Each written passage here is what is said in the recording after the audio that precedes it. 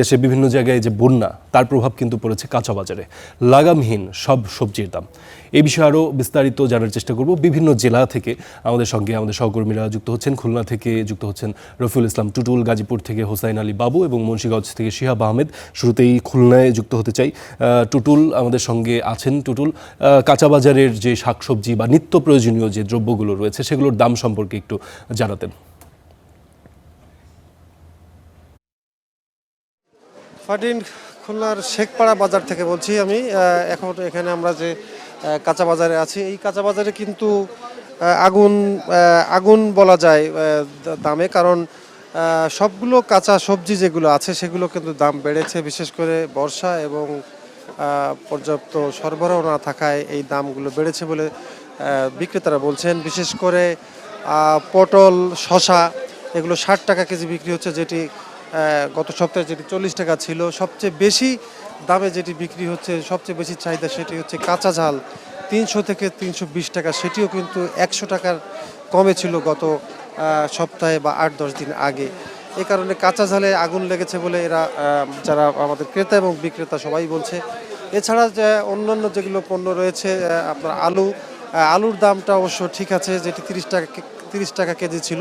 এছাড়া পেঁয়াজের দাম বেড়েছে, পেঁয়াজ 50 টাকা কেজি, রসুন 80 টাকা বিক্রি হচ্ছে, বেগুন বিক্রি হচ্ছে 140 টাকা। এছাড়া কাঁচা পণ্য যেগুলো পেঁপে, কলা এবং লেবু, যেটি বাতাবি লেবু বলে থাকে, সেগুলো অবশ্য কিছুটা দাম কম রয়েছে। এদিকে মাছের বাজারে মাছেরও প্রায় প্রতিটি মাছের দামই 20 থেকে 50 টাকা কেজি বেশি বিক্রি হচ্ছে। রুই মাছ বিক্রি হচ্ছে 400 টাকা কেজি, যেটি কিন্তু 350 টাকাও গত সপ্তাহে বিক্রি হয়েছে। এছাড়া ইলিশ মাছ, যেটি একেবারে ছোট সাইজ, 300 থেকে 350 গ্রাম ওজন হবে, সেটি 1100 টাকায় বিক্রি হচ্ছে। এছাড়া 1 কেজি সাইজের যে ইলিশ মাছ, সেগুলো কিন্তু 3 থেকে 3,500 টাকা বিক্রি হচ্ছে। এছাড়া কম দামি মাছের মধ্যে রয়েছে পাঙ্গাস, সেটি 200 টাকা। এভাবে সবগুলো পণ্যই এই বাজারের, সবজি থেকে শুরু করে মাছ, মাংস, ব্রয়লার মুরগি বিক্রি হচ্ছে 180 টাকা। তো সব মিলিয়ে ক্রেতারা এবং বিক্রেতা উভয়ই কিন্তু বলছেন যে সরবরাহ কমের কারণে এই মূল্য বৃদ্ধি পাচ্ছে। জি টুটুল, যেই দামগুলো আপনি শোনাচ্ছিলেন আসলে ভয়াবহ রকমের বলা যায়। আমাদের সঙ্গে আছেন গাজীপুর থেকে হোসেন আলী বাবু। বাবু, একটু গাজীপুরের কাঁচা বাজারের পরিস্থিতি সম্পর্কে জানতে চাই, নিত্য প্রয়োজনীয় দ্রব্যগুলোর দাম সম্পর্কে ধারণা দেবেন।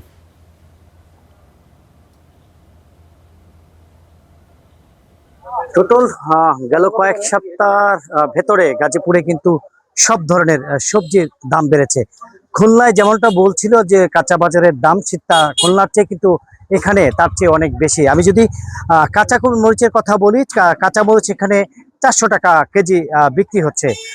যদি সিমের কথা বলি, সিম বিক্রি হচ্ছে এখানে 400 টাকা কেজি। এবং বেগুনের কথা যদি বলি, যে লম্বা বেগুন, সেটি বিক্রি হচ্ছে 140 থেকে 160 টাকা। আর গুল বেগুন বিক্রি হচ্ছে 180 থেকে 200 টাকা কেজি।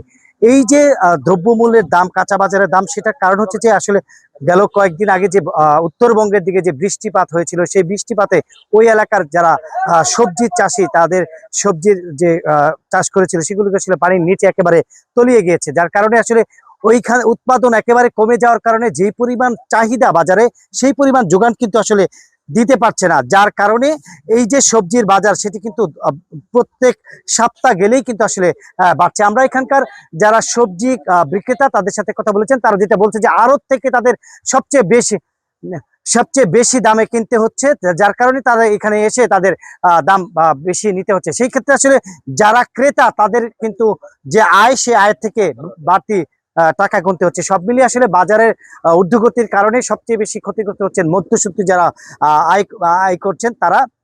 এই ছিল গাজীপুরের যে সবজি বাজার নিয়ে আমার কাছে সর্বশেষ। ফারদিন। জি বাবু, ধন্যবাদ। আমাদের সঙ্গে শিহাব রয়েছেন মুন্সিগঞ্জ থেকে।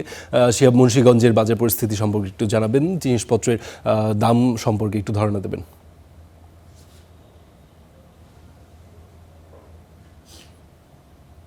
আপনি শুরুতে যেমনটা বলছিলেন যে বাজারের পরিস্থিতি একেবারেই লাগামহীন, সেই রকম দৃশ্যই মুন্সিগঞ্জ শহরের যে প্রধান বাজার রয়েছে সেখানে দেখতে পাচ্ছি। গত এক সপ্তাহের তুলনায় প্রায় সকল সবজির দাম বেড়েছে, শুধুমাত্র আলুর দাম ছাড়া।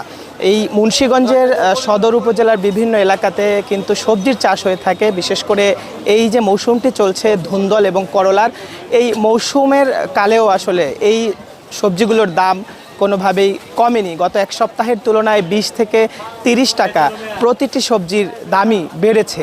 এর পাশাপাশি জেলা কৃষি বিভাগ যেটা জানিয়েছে যে এই বর্ষা পানির বৃদ্ধি এবং বৃষ্টির কারণে জেলায় 4 হেক্টর জমির সবজি পুরোপুরি নষ্ট হয়ে গিয়েছে এবং প্রায় 15 হেক্টর জমির সবজি ক্ষতিগ্রস্ত হয়েছে।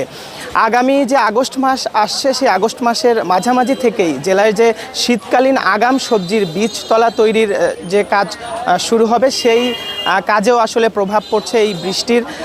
সেখানেও আসলে কপি, টমেটো এবং বেগুনের সবজি কৃষক চাষ করে থাকেন, সেই ফলনেও আসলে এই বৃষ্টির প্রভাব পড়বে। তো এই ছিল আমার কাছে মুন্সিগঞ্জ থেকে ফারদিন। জি শিহাব, আপনাকে ধন্যবাদ।